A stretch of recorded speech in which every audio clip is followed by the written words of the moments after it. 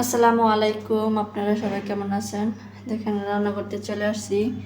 আজকে রান্না করব গরুর মাংস আলু দিয়ে। 3টা আলু আমি মাঝখান দিয়ে কাটা নিয়েছি। আর এখানে রান্নার জন্য সব কিছু রেডি করে নিয়েছি।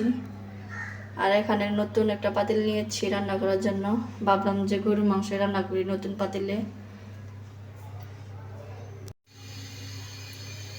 আমি কিন্তু তেল দিয়েছি, তেলটা গরম হয়ে গেছে। এখন দিয়ে দিব তেজপাতা, দারচিনি, জিরা।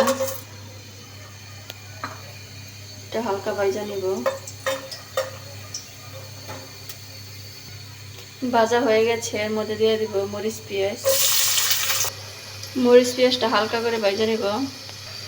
ভাজা হয়ে গেছে, দিয়ে দিব আদা রসুন বাটা। আদা রসুনটা কিন্তু হালকা ভাজা নিব।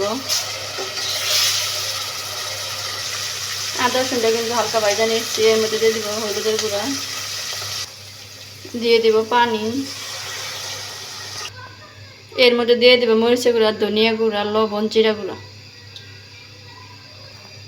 মশলাটা ভালো করে মিশিয়ে নিব। এখন ঢাকনাটা কষানোর জন্য ঢাকা দিব। মশলাটা কিন্তু কষানো হয়ে গেছে। এখন দিয়ে দিব ধুয়ে রাখা মাংস।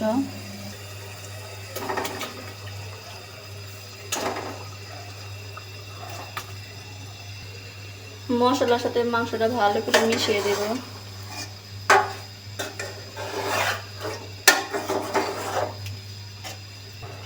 মেশানো কিন্তু হয়ে গেছে। কষানোর জন্য ঢাকনাটা রেখে দিব। ঢাকনা খুলে আরেকবার নাড়া দিয়ে দিব।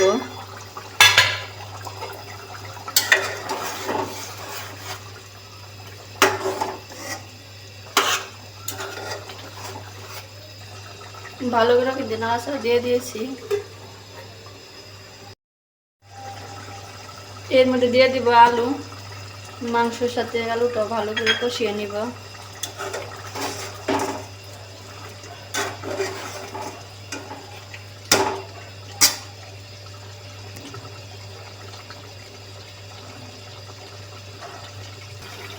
আমার কিন্তু মাংসটা কষানো হয়ে গেছে। দিয়ে দিব ঝোলের জন্য পানি। এই যে ঝোলটা কিন্তু দিয়ে দিয়েছি। এখন ঢাকনাটা ঢাকা দিব। ঝোলটা কিন্তু যে ফুটে আসছে। আর আমি তরকারিটা ওই চুলা দিয়েছি। এই চুলা গরম পানি করে নিতেছি।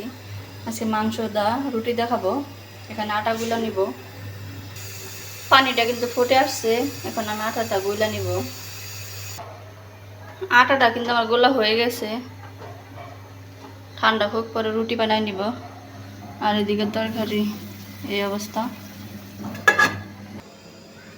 আমি কিন্তু গোলাটা নামাই নিয়েছি। এখন হাত দিয়ে ভালো করে মাখাইয়ে নিব।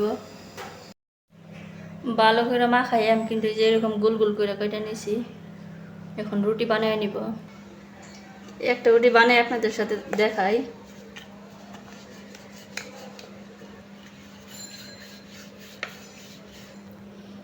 একটা রুটি কিন্তু বানিয়ে নিয়েছি। বেশি গোল হয় না, যতটুকু হয়েছে আলহামদুলিল্লাহ। এইভাবে আমি সবগুলোই বানিয়ে নিব। এই যে আমার সবগুলো রুটি বানানো হয়ে গেছে। এখন ভাজা নিব। রুটি ভাজার জন্য কড়াই দিয়েছি। কড়াইটা কিন্তু গরম হয়ে গেছে। দিয়ে দিব রুটি।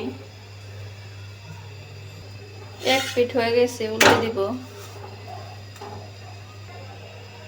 এই একটা কিন্তু আমার রুটি হয়ে গেছে। এইভাবে সবগুলো রুটি আমি ভাজা নিব।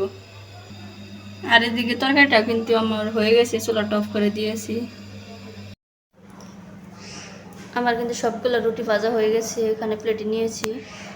আর এখানে গরুর মাংস প্লেটে বাইরে নিয়েছি। আজকের ভিডিওটি কেমন লাগলো অবশ্যই কমেন্টে জানাবেন।